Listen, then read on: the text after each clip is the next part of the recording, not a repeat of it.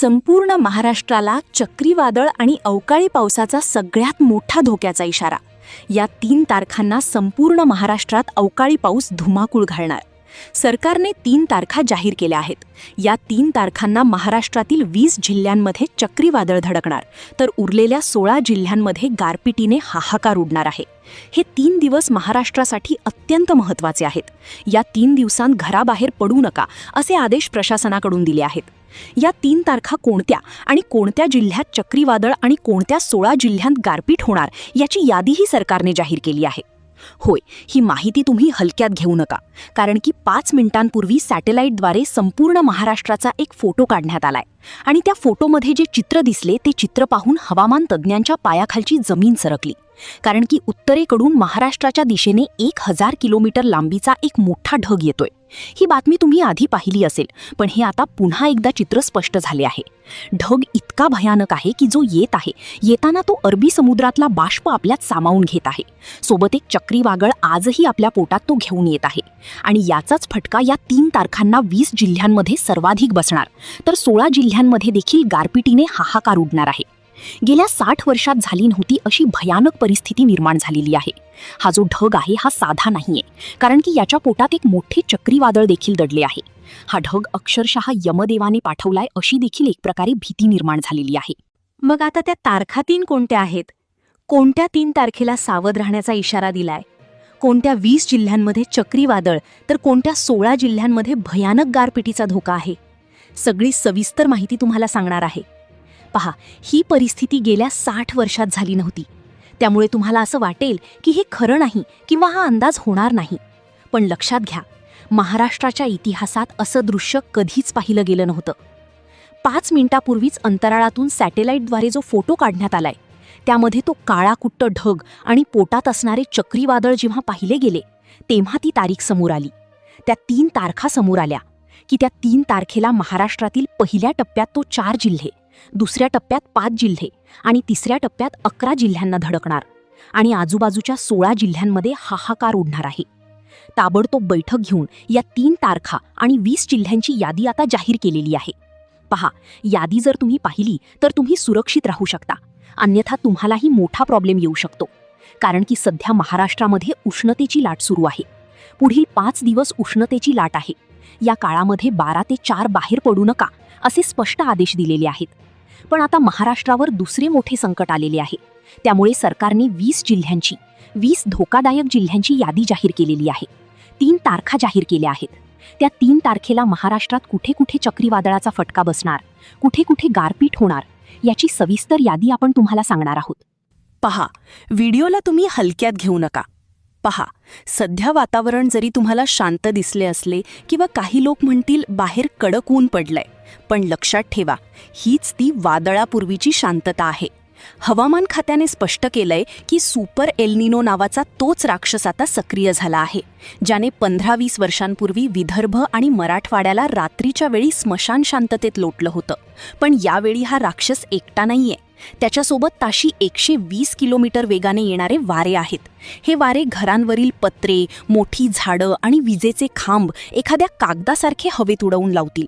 मग आता अतिशय महत्त्वाचा मुद्दा, कोणत्या 16 जिल्ह्यांमध्ये गारपिटीचा तांडव होणार, जिथे शेतीचं आणि घरांचं मोठ्या प्रमाणावर नुकसान होऊ शकतं?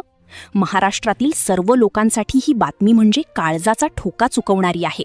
मागील काही दिवसात 2 टप्प्यात महाराष्ट्राला अवकाळीने झोडपलं आहे, पण आता जे येणार आहे ते त्यापेक्षा 100 पटीने भयानक आहे. तुमची वर्षभराची मेहनत मातीमोल करण्याची निसर्गाची ही खेळी असू शकते. जर तुमचं पीक शेतात असेल तर ते सुरक्षित ठिकाणी हलवण्यासाठी तुमच्याकडे फक्त काही तास उरले आहेत. प्रशासनाने आपत्कालीन कक्ष 24 तास कार्यान्वित केला आहे, कारण सॅटेलाईट इमेज सांगतेय की हा ढग अतिशय वेगाने दक्षिणेकडे सरकत आहे. काय काळजी घ्यायची आहे? सरकारने नागरिकांसाठी कोणत्या 5 महत्त्वाच्या सूचना दिल्या आहेत, जाणून घ्या लगेच. ज्या 20 जिल्ह्यांमध्ये चक्रीवादळाचा इशारा आहे तिथे वाऱ्याचा वेग इतका असेल की जुन्या इमारती आणि कच्ची घरं कोसळण्याची शक्यता आहे. अशावेळी घराबाहेर पडणं म्हणजे मृत्यूला आमंत्रण देण्यासारखं आहे. विशेषतः ग्रामीण भागातील लोकांनी झाडाखाली किंवा पत्र्याच्या शेडखाली आश्रय घेऊ नये.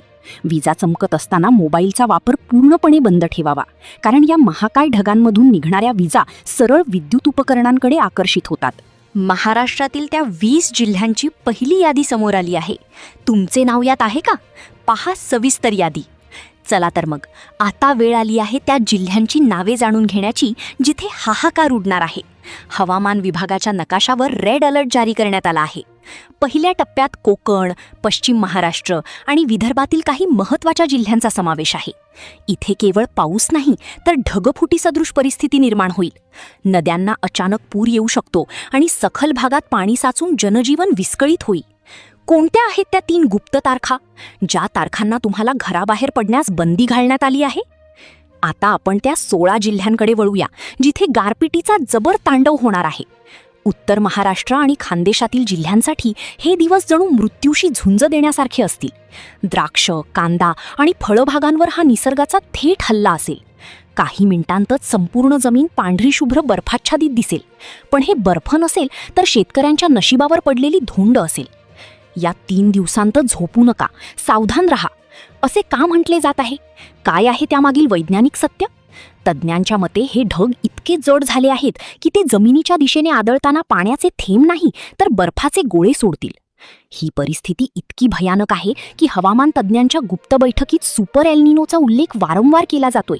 हा असा बदल आहे जो सहजासहजी मानवाच्या नियंत्रणात नाही. केवळ पूर्वतयारी हीच आपली मोठी ढाल आहे. अखेर त्या 3 तारखा जाहीर. कोणत्या दिवशी काय होणार? पहा संपूर्ण वेळापत्रक. मंडळी, प्रशासनाने ज्या 3 तारखांवर शिक्कामोर्तब केलं आहे त्या आहेत साधारणपणे 19 एप्रिलपासून तर 25 एप्रिलपर्यंत. या कालावधीमध्ये त्या 3 तारखा असणार आहेत. या 3 दिवसांत महाराष्ट्र संकटाच्या छायेत असेल. विशेषतः पहिल्या तारखेला 20 जिल्ह्यांत चक्रीवादळाची सुरुवात होईल.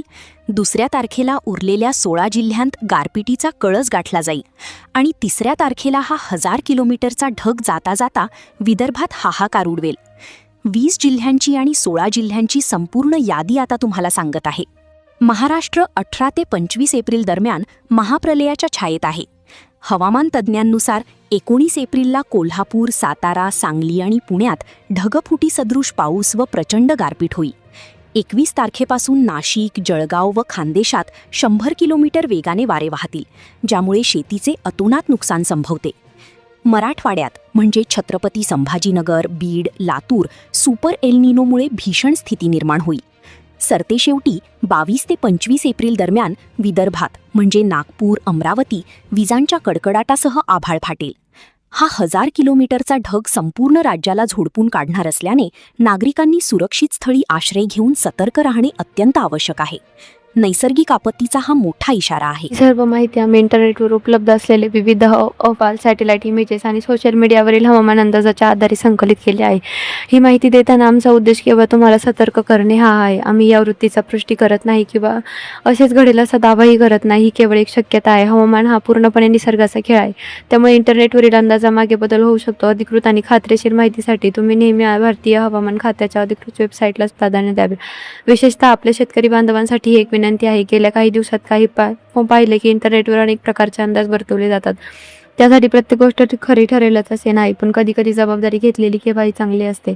जर तुम्हाला तुमच्या भागात आभाळ भरून आल्यासारखं वाटत असेल तर पिकांची सुरक्षितता पाहण्यासाठी ही केवळ पूर्वसूचना समजा. आम्ही कोणत्याही प्रकारची घबराट पसरवत नाही आहोत. फक्त इंटरनेटवरील फिरणाऱ्या या माहितीच्या आधारे तुम्हाला सावध राहण्याचे आवाहन करत आहोत.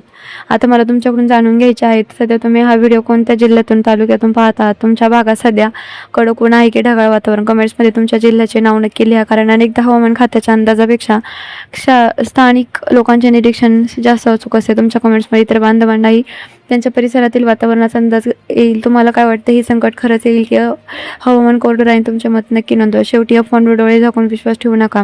आम्ही ही माहिती इंटरनेटवरून तुमच्यापर्यंत पोहोचवली आहे, जेणेकरून तुम्ही सतर्क राहावं. जर हा अंदाज चुकला तर ते आपल्या सर्वांसाठी चांगला आहे, कारण कोणाचंही नुकसान व्हावं अशी आपली इच्छा नाही. ही माहिती महत्त्वाची वाटली असेल तर व्हॉट्सअप ग्रुपवर नक्की शेअर करा. चॅनलला सबस्क्राईब करण्यासाठी आत्ताच करा. काळजी घ्या, सुरक्षित राहा. धन्यवाद.